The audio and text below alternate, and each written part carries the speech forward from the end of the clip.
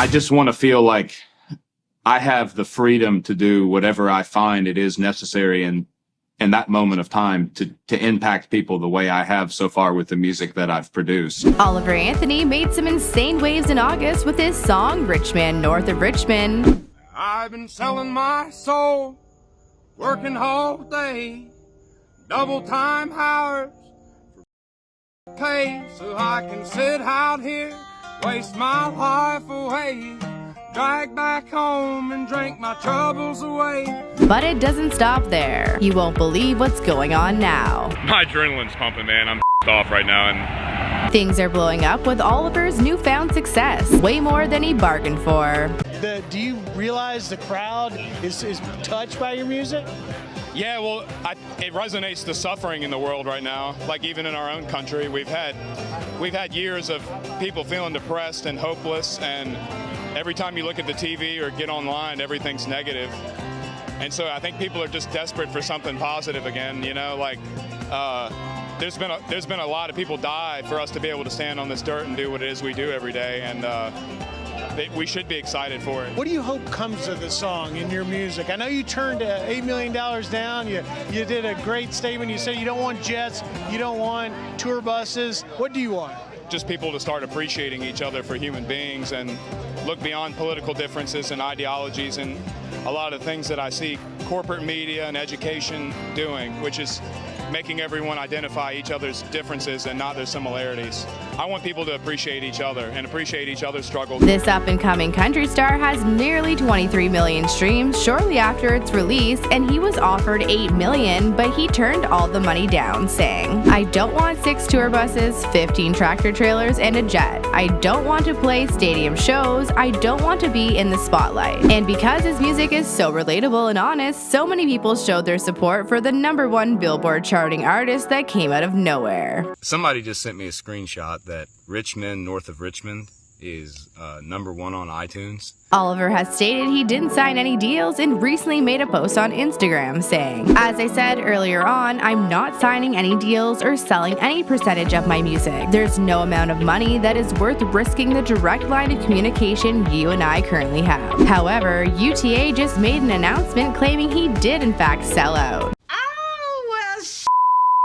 We're honored to represent such an authentic artist and excited to put together a global strategy to bring Oliver Anthony and his music to the people. But did he? I don't want to make this into some enterprise where everything's about beating the algorithm and being at the top of the charts. On the same Insta post where he said he's not signing any deals, he also confirmed there was no major industry deal signed. These articles make it seem like I signed with a record label. Booking agents don't even have contracts to sign, it's all verbal. What Oliver is struggling to get behind is how right-wing commentators and politicians have tried to claim Man North of Richmond as part of their agenda. Footage is spreading around social media of Trump appearing to mouth words before letting the crowd sing along. The one thing that has bothered me is seeing people wrap politics up into this.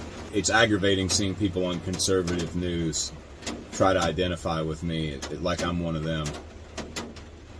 It's aggravating seeing certain musicians and politicians act like we're buddies and act like we're fighting the same struggle here, like that we're trying to present the same message. It was funny seeing my song in the It was funny seeing it at the presidential debate, because it's like I wrote that song about those people, you know. So for them to have to sit there and listen to that cracks me up. But it was funny kind of seeing the response to it. Like, that song has nothing to do with Joe Biden, you know. It's a lot bigger than Joe Biden. That song is written about the people on that stage, and a lot more too, not just them, but definitely them. Oliver was recently in an interview with Joe Rogan where he said, "But you have a song where you're talking about how people are fed up with and it obviously resonated. I mean, yeah. I've seen songs go viral, but that's pretty bananas, son. Your went to the moon right away." That's bananas for sure. He's also canceled his recent concert because tickets were too expensive. Don't buy Cotton Eye Joe tickets for $99 a piece, and sure as don't buy VIP passes for whatever price they're on. Which garnered so much fan support. He's been an inspiration with his music, sharing his relatable struggles. I gotta get sober, got to start living right. I don't know how it's gonna go, but it ain't gonna happen tonight.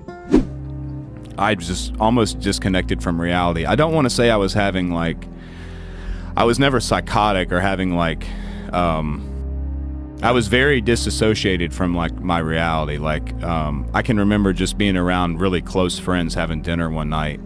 You know, like, you know, you get warm and fuzzy feelings being around people you care about. Yeah. And everything was just ice cold. Like I just tried. It was almost like I just tried to feel something other than what I was feeling. When you get into a bad headspace like that, your perception of what would otherwise be good things can become very bad. And I don't know the best way to explain it, because I'm not well versed on psychology or anything like that. But that's the best way I can explain it, is like, you don't understand sometimes what people are going through, even from the outside in. You know, you look at people who are not living life right, and you're like, I just wish he'd just get together. I don't understand why he's doing that. And it's like, because maybe in his head, what he's looking at is totally different than what you're looking at. So will Oliver keep it up and maintain his direct line of communication with his fans? Will he eventually sell out? We are hoping whatever he does, he stays authentic. I mean, I don't see our country lasting more than another generation the way we're headed. We've got to go back to the roots of what made this country great in the first place, which was our sense of community and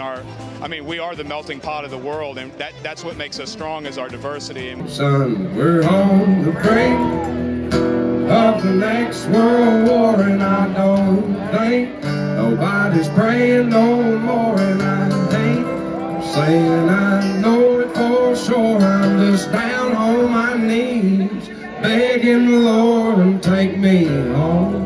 So don't forget to subscribe and hit the bell notification to stay up to date.